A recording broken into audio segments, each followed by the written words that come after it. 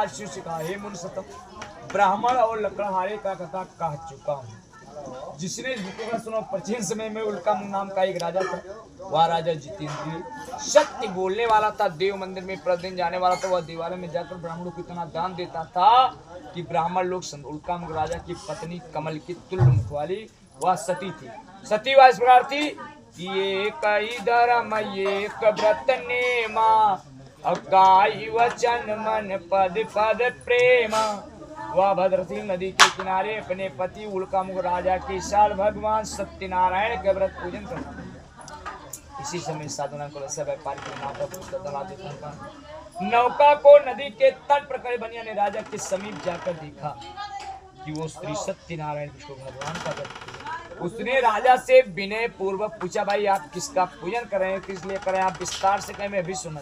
ब्राह्मण बोला कि मैं और मेरे पास सब कुछ है, लेकिन परंतु पुत्र नहीं, बेटा नहीं। कि पत्र बिन सुनी मांग और पुत्र बिना है घर सुना। और द्विमुक्त के मार्ग, मार्ग माने दोनों रास्ता।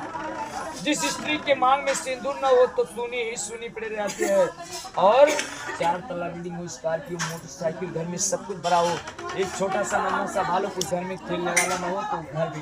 द्विमुक्त के मार्ग, मार्ग माने रास्ता, तो द्विविन है। और इस प्रकार भगवान का पद कैसे दुख से मुक्त कर सकता है।